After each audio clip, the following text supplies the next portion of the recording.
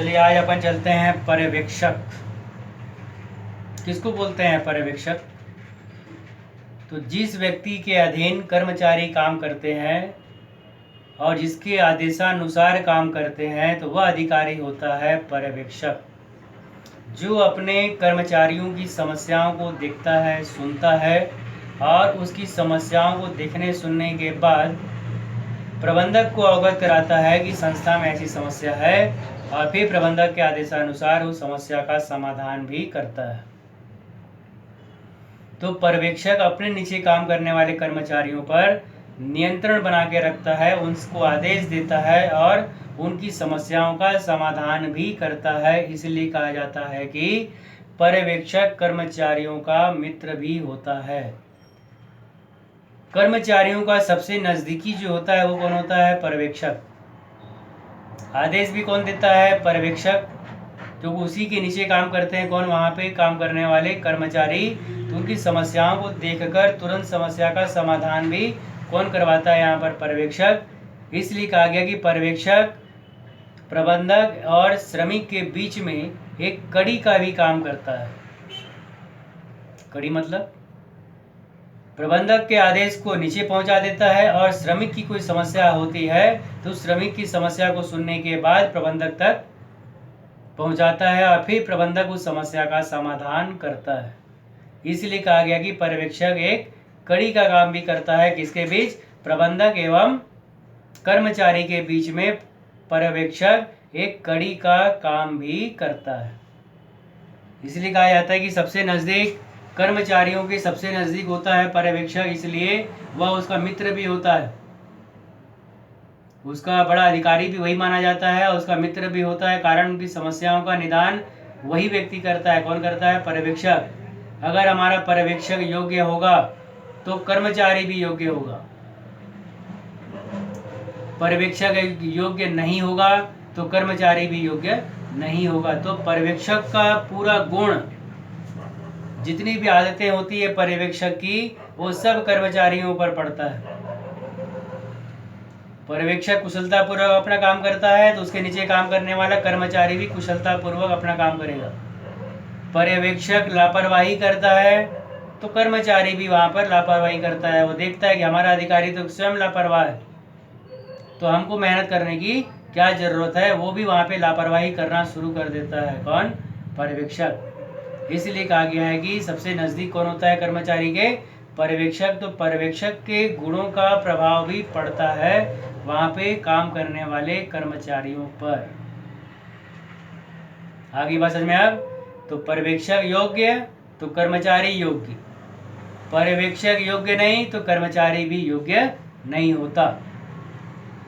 किसको बोलेंगे पर्यवेक्षक? तो जिस अधिकारी के नीचे कर्मचारी काम करते हैं वह अधिकारी कहलाता है पर्यवेक्षक। उसके आदेशानुसार ही कर्मचारी वहाँ पर काम करते हैं। पर्यवेक्षक जानता है कौन व्यक्ति में कौन सी योग्यता है, तो उसकी योग्यता को देखते हुए उसे कार्य सौंपता है। मालूम है कि ये व्यक्ति ये काम अच्छे से कर सकता है तो उसकी योग्यता को देखते हुए काम सौंपेगा, तो वह व्यक्ति अपने काम को कुशलतापूर्वक समय पर पूरा कर देगा। उसे अपना कार्य भार भी नहीं लगेगा, रुचि के साथ अपने काम को करेगा। लेकिन अगर मान लो बिना योग्यता के ही अगर हम काम सौंप देंगे तो उसे काम के प्रति कोई रुचि उत्पन्न नहीं होगी, वो अपने काम को भार समझना शुरू कर देगा। और जब कोई व्यक्ति अपने कार्य को भार समझता है तो फिर वहाँ पे जो हमारा लक्ष्य है उस लक्ष्य की प्राप्ति हमको नहीं होती। तो इस पर विशेष ध्यान कौन देता है? हमारा कंपनी का पर्यवेक्षक। आई बात समझ में? तो पर्यवेक्षक ही एक ऐसा व्यक्ति होता है जिसके माध्यम से हमको हमारे लक्ष्य की प्राप्ति होती है। चलिए आगे देखते हैं इसी में पर्यवेक्षक का महत्व। आदेश निर्देश देने की स्थिति में पर्यवेक्षक का विशेष महत्व होता है। बताया ना अभी? जब भी वह कर्मचारी को आदेश देता है तो कर्मचारी की योग्यता को देखता है कि ये व्यक्ति कौन सा कार्य करने में दक्ष है और उस योग्यता को देखकर काम देता है तो कार्य समय पर पूरा हो जाता है। योग्यता को देखकर जब काम देंगे हम तो उसका कार्य के प्रति रुचि उत्पन्न होती है और रुचि उत्पन्न होने के कारण आसानी से अपने कार्य को संपन्न कर लेता है। लेकिन अगर बिना योग्यता के किसी को भी कोई भी काम अगर हम सौंप देंगे तो उसमें कोई रुचि उत्पन्न नहीं होगी, अपने कार्य को भार समझेगा और जो भी उत्पादन करेगा उससे हमको हमारे लक्ष्य की प्राप्ति नहीं होगी। इसलिए पर्यवेक्षक योग्यता अनुसार कार्यों को बांटने का काम करता है, आदेश देने का काम करता है, तब जाकर हमको हमारे लक्ष्य की प्राप्ति होती है। कर्मचारियों के नजदीक कौन होता है? पर्यवेक्षक। तो वह सभी के योग्यताओं को अच्छे से पहचानता है। वो जानता है कि ए व्यक्ति कौन सा काम कर सकता है, बी व्यक्ति कौन सा काम कर सकता है, सी व्यक्ति कौन सा काम कर सकता है, और फिर उनकी योग्यता को देखते हुए उसे काम सौंप देता है और हमको हमारे लक्ष्य की प्राप्ति हो जाती है। आई बात समझ में? पहला। दूसरा, कार्य का उपयुक्त आवंटन। योग्यता अनुसार कार्यों को बांटने का काम भी कौन करता है? कंपनी का पर्यवेक्षक। बताया अभी। उपयुक्त आवंटन होगा तभी कार्य पूरा होगा, अन्यथा फिर योग्यता को ध्यान में नहीं रखा जाएगा तो उत्पादन की प्राप्ति हमको वहां पर नहीं होगी। समस्याओं का अध्ययन, निवारण, परामर्श। कर्मचारियों के नजदीक होता है पर्यवेक्षक। जब कर्मचारी काम करते हैं तो उनको मान लो वहां किसी प्रकार की कोई समस्या आती है, उनको लगता है कि ये मशीन जो है पुरानी हो गई है और इस पे काम करते हैं हम, मशीन कुछ समय तक चलता है फिर बंद हो जाता है, फिर इसका रिपेयरिंग कराना पड़ता है, फिर चलती है मशीन थोड़ी देर फिर बंद हो जाती है। तो उसकी शिकायत करते हैं, अपनी समस्या से अवगत कराते हैं। किसको? पर्यवेक्षक। फिर पर्यवेक्षक उनकी समस्याओं को सुनने के बाद, नज़दीक वही है, तो प्रबंधक तक उनकी समस्याओं को पहुंचाता है कि उस विभाग में मशीन ठीक नहीं है, वो मशीन 8 घंटा लगातार काम नहीं कर पाती है, 2 घंटा चलती है, फिर 1 घंटा उसका मरम्मत चलता है, फिर 2 घंटा चलती है। इसलिए कर्मचारी जो कह रहे थे कि इससे माध्यम से उत्पादन करने में बहुत दिक्कत आ रही है। पर्यवेक्षक की बात को सुनता है ध्यान से कौन? कंपनी का प्रबंधक, और तुरंत निर्णय लेता है कि यहाँ पर एक नई मशीन की स्थापना की जाए, और सुनने के बाद तुरंत समस्या का निवारण करता है और उस विभाग में एक नई मशीन लगवा देता है, समस्या का समाधान हो जाता है। तो ये समस्या का समाधान किसके कारण हुआ? समस्या का समाधान किसके कारण हुआ? तो एक योग्य पर्यवेक्षक के कारण। अगर पर्यवेक्षक योग्य नहीं होता तो समस्या को सुनकर चुपचाप बैठ जाता, प्रबंधक तक उस बात को पहुंचाता नहीं, प्रबंधक को इसकी जानकारी नहीं होती और वहां पर नई मशीन की स्थापना नहीं होती। बात समझ में आया? तो इसलिए कहा गया यहाँ पर समस्याओं का अध्ययन यानी सुनना, सुनने के बाद उस समस्या का निवारण करवाना, ये काम भी कौन करवाता है? हमारा कंपनी का पर्यवेक्षक। कौन है पर्यवेक्षक? तो कर्मचारी के ऊपर का अधिकारी, जिसके निर्देश में काम, जिसके आदेशानुसार काम कर रहे हैं कौन? कर्मचारी। निर्देश कौन देगा? तो चार्जमैन। कौन है यहाँ पर? चार्जमैन, फोरमैन, चार्जमैन, ये सब आ जाते हैं हमारे पर्यवेक्षक के अंतर्गत। फोरमैन, चार्जमैन, ये सब आ जाते हैं हमारे पर्यवेक्षक के अंतर्गत। आई बात समझ में यहाँ तक? ठीक, आगे देखिए। काम के लिए प्रेरित करने की दृष्टि से कर्मचारियों को प्रेरित करना। हमेशा मनोबल बढ़ाने की कोशिश करता है कौन? पर्यवेक्षक। वह उनका मार्गदर्शन तो करता ही है, साथ ही साथ बोलता है कि चलो आज हमको ऐसा काम करना है कि 8 घंटे से पहले ही हम अपना कार्य पूरा कर लें।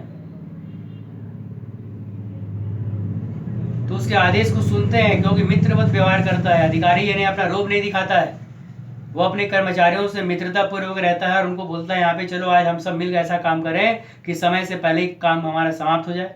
और अगर मान लो हमारा 8 घंटे से पहले कार्य पूरा हो जाता है तो आप लोग जो है 5 बजे की बजाय 4 बजे अपने घर चले जाना। इतना बोलते ही कर्मचारी का मनोबल बढ़ जाता है और बढ़ने के कारण पूरी योग्यता से काम करते हैं और वहाँ पे 4 बजे तक ही हमारा कार्य पूरा समाप्त हो जाता है। और उसके बाद जो वादा किया जाता है पर्यवेक्षक, उनको 4 बजे काम पूरा होने के बाद तुरंत छुट्टी भी दे देता है।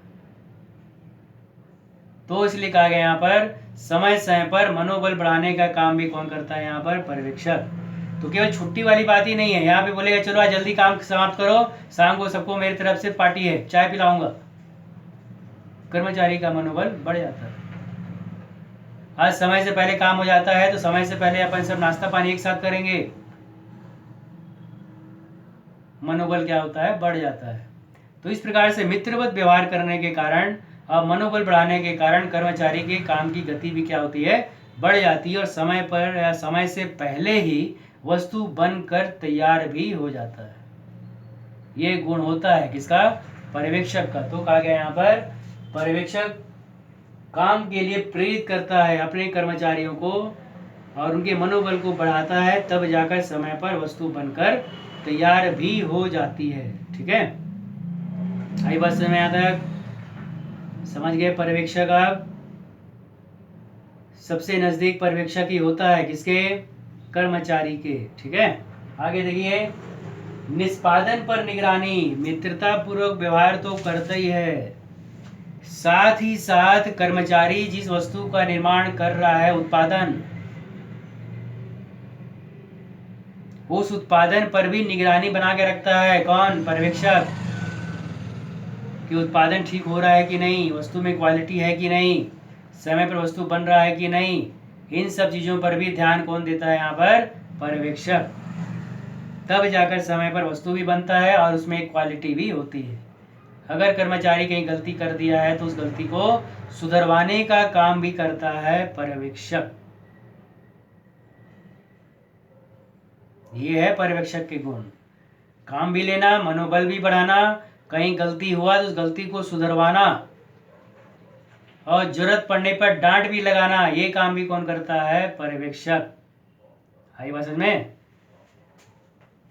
मैत्रीपूर्ण व्यवहार करना। पर्यवेक्षक हमेशा अपने कर्मचारियों के साथ मैत्रीपूर्ण व्यवहार करता है, मित्रता का व्यवहार करता है, अपने पद का प्रभाव नहीं दिखाता कि मैं तुम्हारा बड़ा अधिकारी हूं, आदेश दिया हूं काम करो, ऐसा नहीं। वह हमेशा अपने कर्मचारियों के साथ मित्रतापूर्ण व्यवहार करता है, इसलिए कर्मचारी का मनोबल भी क्या हो जाता है? बढ़ जाता है, और फिर अच्छे से वे लोग वहां पर काम करते हैं। प्रबंध एवं श्रमिकों के बीच का कड़ी होता है। प्रबंधक और श्रमिक को जोड़ने का काम कौन करता है यहाँ पर? पर्यवेक्षक। प्रबंधक का आदेश कर्मचारी तक पहुंचाता है, और कर्मचारी की कोई समस्या है तो समस्या को अवगत प्रबंधक तक करवाता है, तब जाकर दोनों के बीच की कड़ी को जोड़ता है, और इस प्रकार से समस्या पहुंच जाती है प्रबंधक तक, और फिर प्रबंधक उस समस्या का निवारण भी कर देता है। ये सब काम करवाता है, कौन करवाता है? हमारा पर्यवेक्षक। आई बात समझ में आते सभी को? ठीक।